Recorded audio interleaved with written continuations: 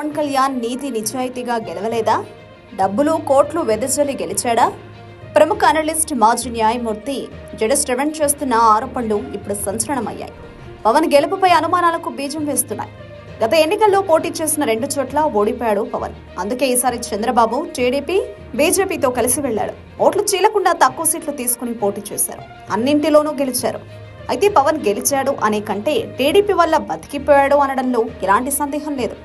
సొంతంగా గెలిచే అర్హత లేకనే ఇలా పవన్ పొత్తులతో నెగ్గుకు వచ్చాడన్న ఆరోపణలున్నాయి. అయితే ఎన్నికలకు ముందు వరుసగా 4 సినిమాలు ఒప్పుకొని కొన్ని రిలీజ్ కూడా చేసిన పవన్ కళ్యాణ్ ఆ సినిమాల ద్వారా ఏకంగా 150 కోట్లను నిర్మాతల నుంచి తీసుకున్నాడని, వాటిని మొత్తం పిఠాపురం నియోజకవర్గంలో ప్రజలకు పంచి గెలిచాడని బాంబు పేల్చాడు మాజీ జడ్జ్ జడశ్రవణ్. నిక్కచ్చిగా మాట్లాడే జడశ్రవణ్ నిజానికి టీడీపీ కూటమికి సపోర్ట్గా, వైసీపీకి వ్యతిరేకంగా ఎన్నికలకు ముందు మాట్లాడేవారు.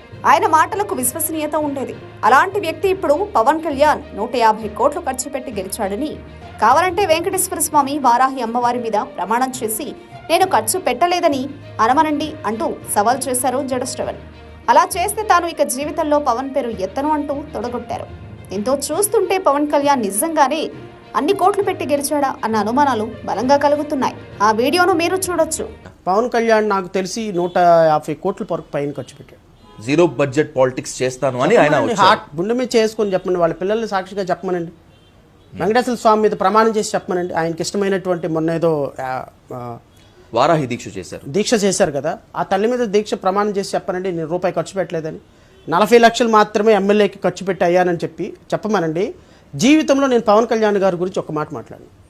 ఓకే, ఆయన ప్రమాణం చేసి నేను 40 లక్షలు మాత్రమే ఖర్చు పెట్టాను, ఒక్క రూపాయి కూడా ఎక్స్ట్రా ఖర్చు పెట్టలేదని ఆయన ఇచ్చిన అఫిడవిట్ ప్రమాణపత్రం ఏదైతే ఎలక్షన్లో ప్రమాణపత్రం ఇచ్చాడో ఆ ప్రమాణపత్రం కరెక్టే అని ఒక్క మాట చెప్పమనండి. లైఫ్లో నేను పవన్ కళ్యాణ్ గారి గురించి సారీ చెప్పి ఇంకో మాట మాట్లాడాను.